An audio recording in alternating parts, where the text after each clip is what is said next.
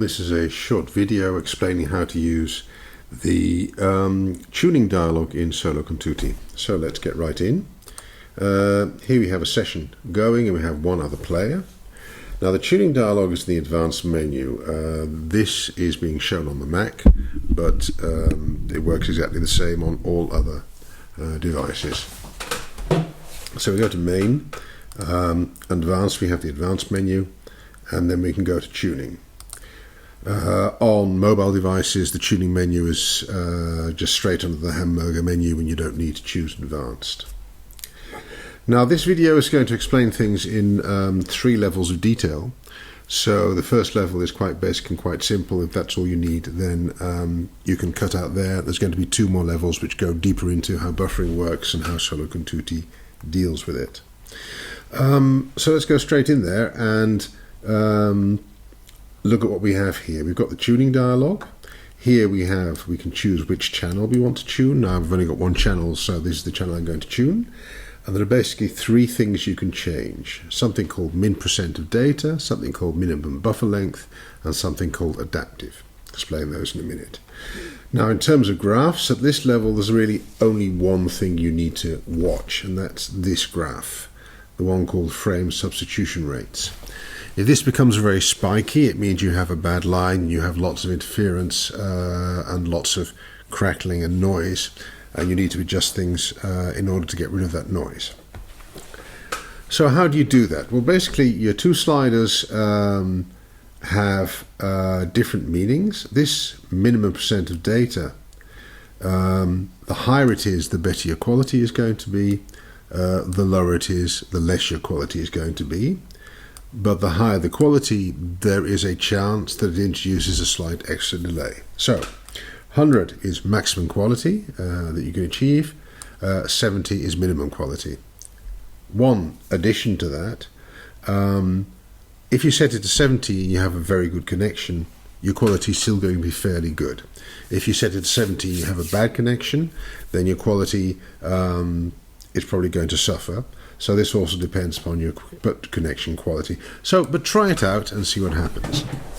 Now the second slider is the minimum buffer length. What's the minimum buffer length? Basically, it's the amount of delay you're willing to tolerate in order to get quality. So this is very, very low.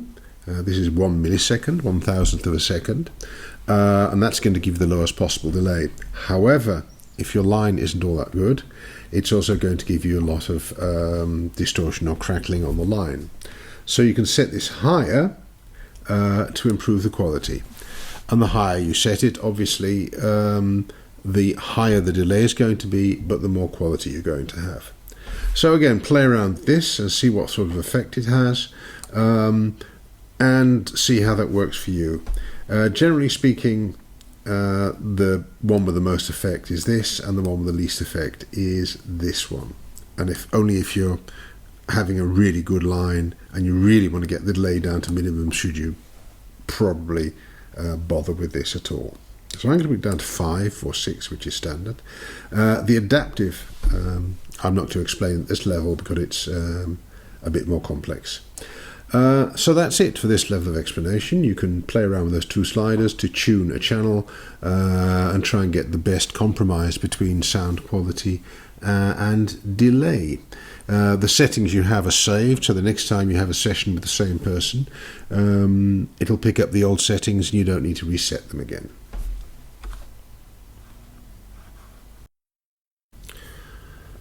This is tuning explained now at the second level, and I'm going to walk you through a bit more detail of how you can use this information to help tune your line.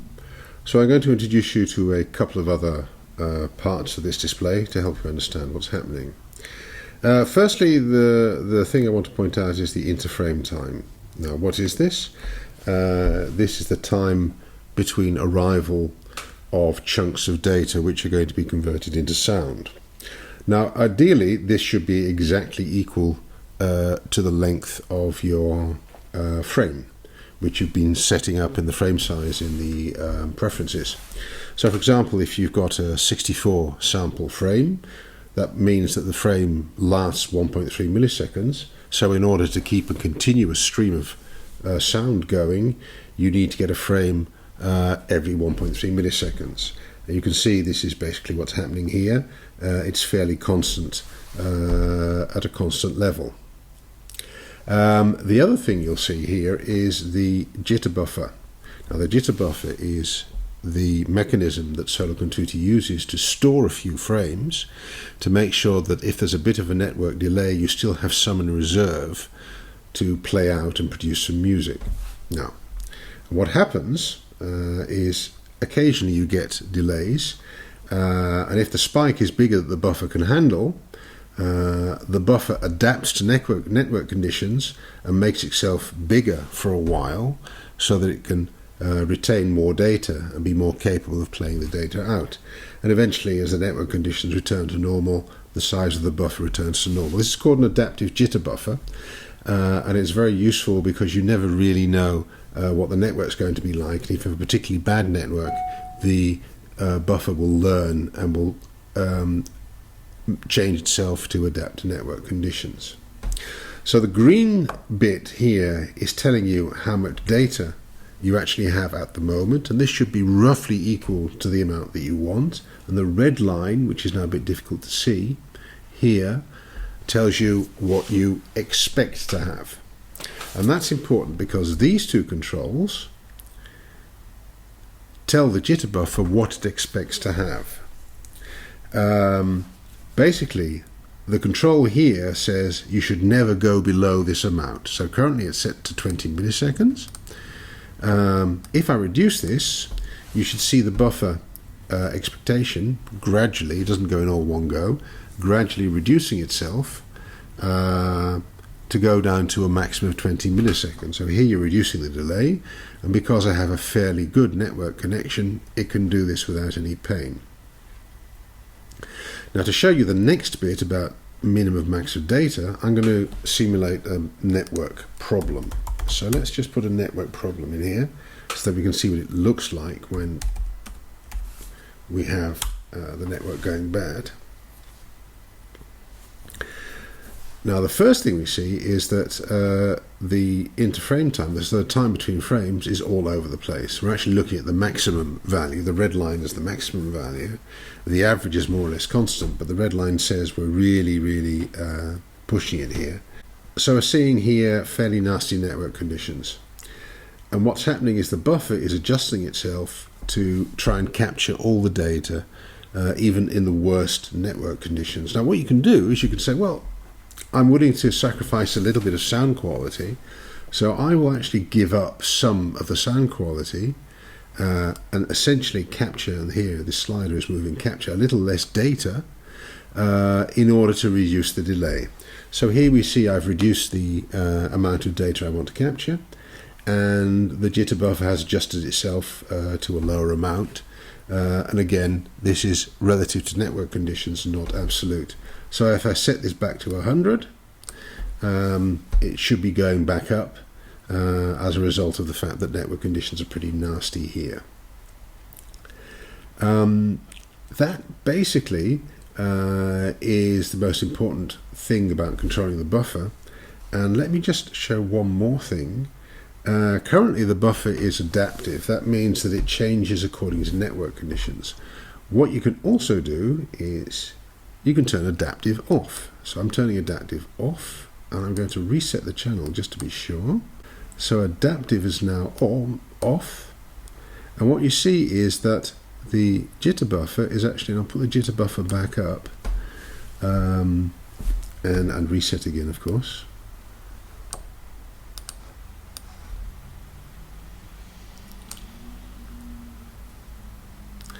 And what you see is the jitter buffer is no longer trying to keep a maximum amount.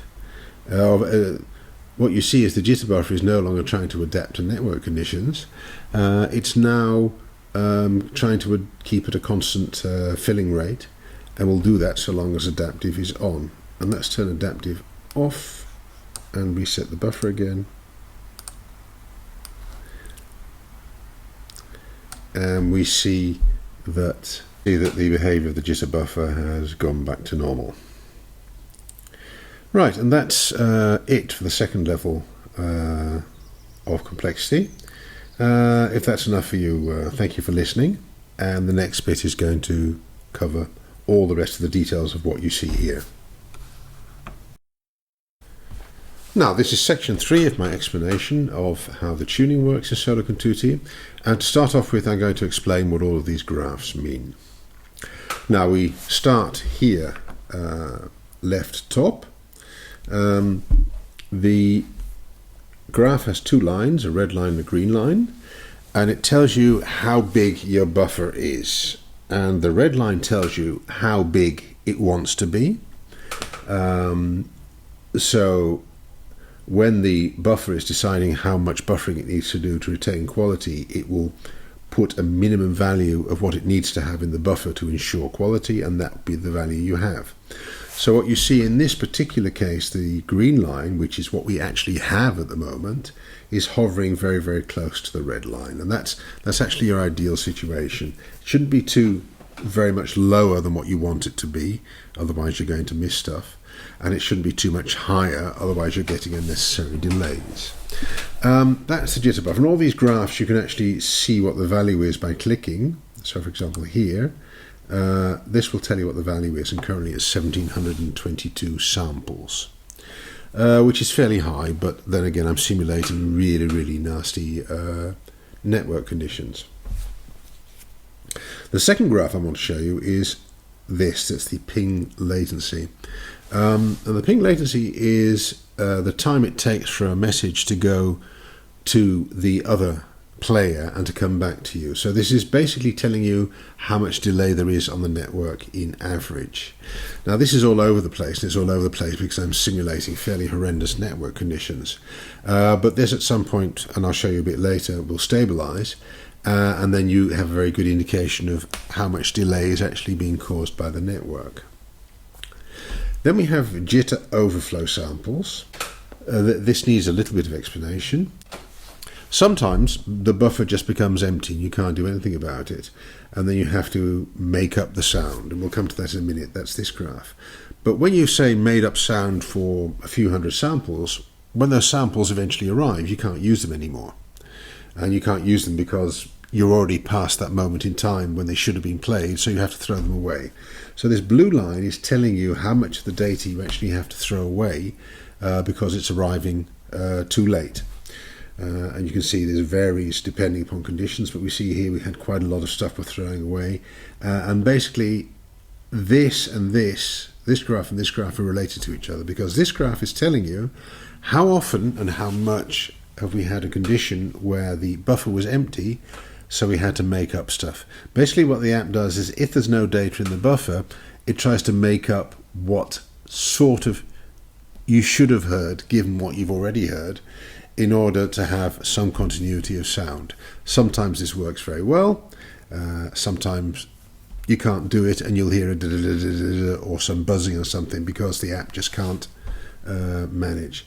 Actually, you can actually lose quite a lot of data without it really noticing, as long as it's in very short bursts. So this is telling you how much data we're having to make up, and this is sort of matched by the amount of data that we're having to throw away. Finally, this is telling you how much time there is between the frames, and here I've got a very low frame size on this blue thing. So this is telling me that this is what I expect, and this is going to be about 1.3 milliseconds. We've got a 64 sample frame, so that's what my average is, and this is my maximum. And you can see there's quite a large difference between the average and the maximum, and it's quite spiky, and that's telling you that there's a lot of delay in the network and things are going all over the place. And this is also a good indicator that you have some problems with your line. So this gives you the information to know. So just running through, this will tell you how your buffer is behaving and how it's adapting to network conditions. The red line is what it's trying to do. The green line is what it's achieving. This is telling you how much delay there is between you and the other player. So here I'll click on that and I see this is 20 milliseconds. So the delay at that point was 20 milliseconds back and forth. So half of that roughly is going to be 10 milliseconds one way. That's not bad, but you notice because of the network inconsistency, it's changing quite a lot. This one is telling you how much data you're having to throw away because you're just not getting stuff on time. And this is telling you how much data you're having to make up because there's no data available to play it out. Both of these are an indicator of the quality of the line. The more of this the more spikes there are on these two, the less quality you're going to have in the sound. And finally, this is telling you how the packets are arriving and how long it's going to be. And this is a very good indicator for congestion in the network. If there's a very big difference between the red line and the blue line, then you're having congestion. And if there's a lot of spikes, you're having a lot of congestion. Now, just as a final thing, I'm going to show you what happens when we don't actually have bad network conditions. So I'm changing the simulator to bring us back to fairly normal network conditions. And this is actually a very, very good network connection. So we see we've completely lost these spikes here, and the maximum is very, very close to the average. So we see we're having a few glitches here, but in general this is going to be very close to the average, and this is going to be very close to zero, and this is also going to be very close to zero. So you'll see the jitter buffer minimum has actually settled down to the minimum, and if we actually reduce the jitter buffer minimum size here, it's going to settle down to an even lower amount. And here the ping is fairly consistent at about 5 milliseconds, so that's a couple of milliseconds in one direction, and that's very, very low. This isn't I'm testing this on a private network. You're probably not going to get anything quite that low on a public network. Okay, that was it. I hope this video has been useful to you and has been helpful in understanding how you can tune Solocontutti to get best possible results and have fun using Solocontutti.